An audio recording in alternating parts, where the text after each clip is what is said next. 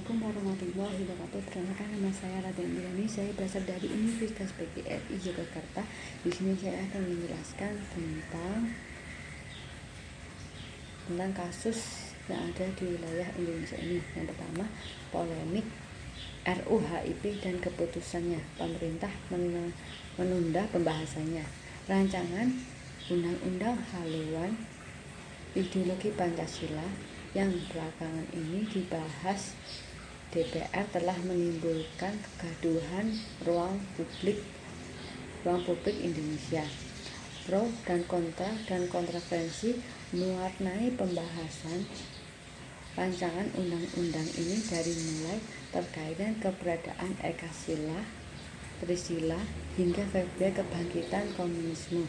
Salah satu poin kontroversi rancangan Undang-Undang Republik Indonesia ini adalah kehadiran kontrisila dan ekasila pada pasal 7 RUU HIP, rancangan Undang-Undang Haluan Ideologi Pancasila.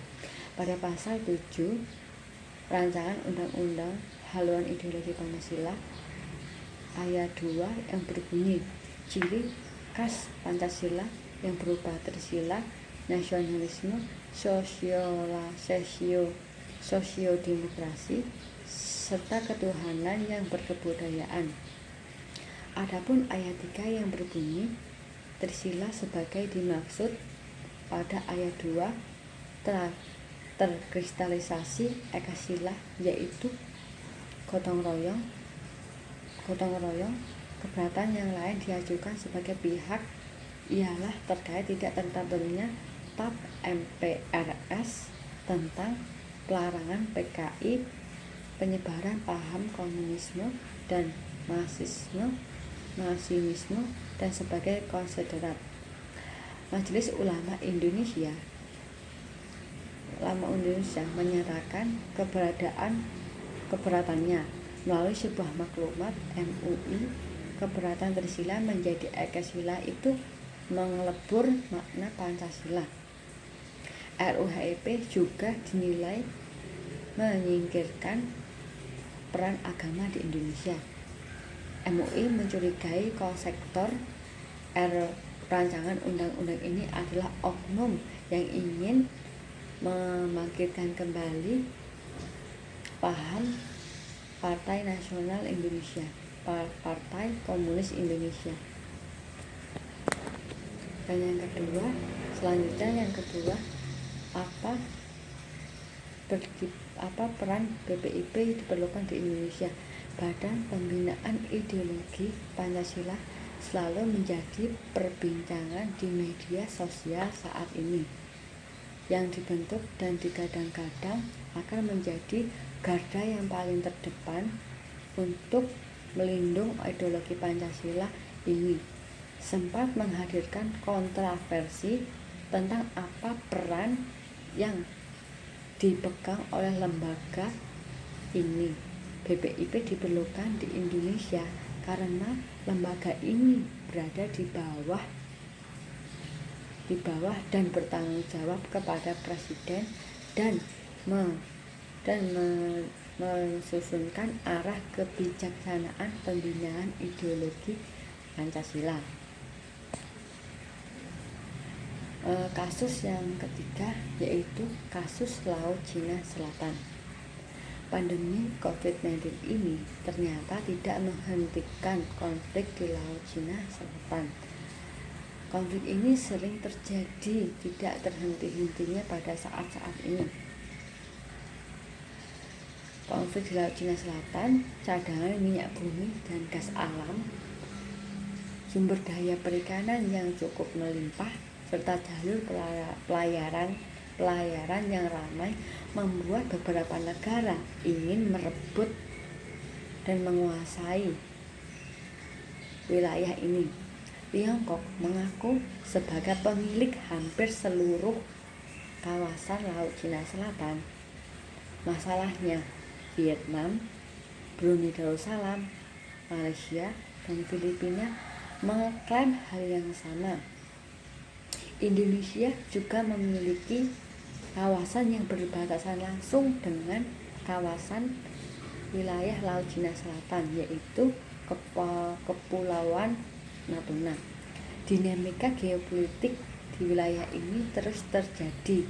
Terakhir, Kementerian Luar Negeri Vietnam menyatakan bahwa ada 2 kapal Tiongkok menyerang kapal nelayan mereka pada Rabu pekan lalu.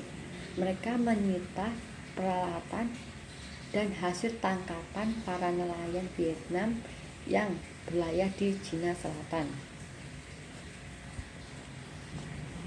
Soal yang kedua, kebijakan alternatif yang saya pilih yang pertama yaitu kebijakan alternatif dalam menggunakan masker. Kebijakan alternatif yang saya pilih ini menggunakan masker menurut saya sangat efektif. Karena apa? Karena dengan cara ini orang bisa terhindar dari penyebaran virus corona ini agar tidak tertular langsung antara penyebaran virus corona ini. Dengan hal ini penyebaran virus corona bisa terjangkau penyebaran agar kita bisa terhindar dari penyebaran virus corona ini. Dan yang kedua, kebijakan alternatif yang saya pilih yaitu selalu mencuci tangan di saat setelah beraktivitas di luar rumah. Menurut saya kebijakan ini sangat efektif karena mencuci tangan itu kita bisa menjaga kesehatan dan pola hidup kita menjadi bersih agar penyebaran virus corona ini tidak semakin banyak di wilayah Indonesia. Dan yang ketiga yaitu selalu kebijakan alternatif yang saya pilih yang ketiga yaitu di mana-mana harus rapid test. Saat mau mudik di luar pulau harus di rapid test agar kita bisa terdeteksi apakah itu terkena virus corona atau tidak. Soal yang ketiga, 5 langkah kerja nyata yang saya pilih yaitu menggunakan masker di saat beraktivitas di luar rumah. Menurut itu kerja nyata yang saya alami. Dan yang kedua, selalu menjaga kebersihan baik di rumah maupun di luar rumah. Dan ketiga, selalu mencuci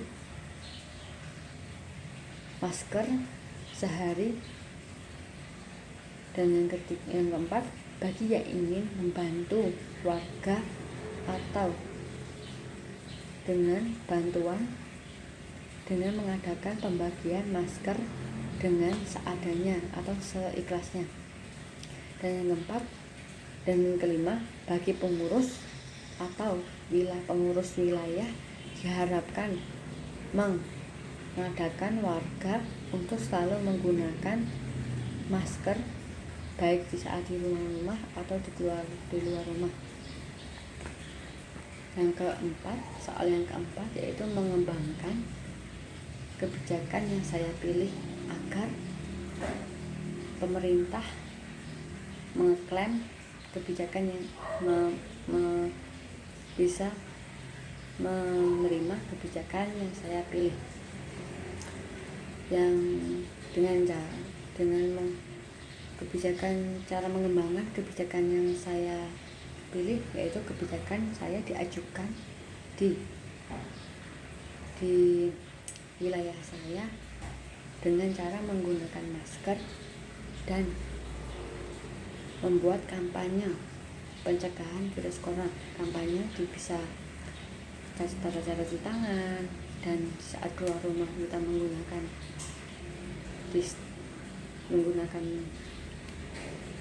masker, dan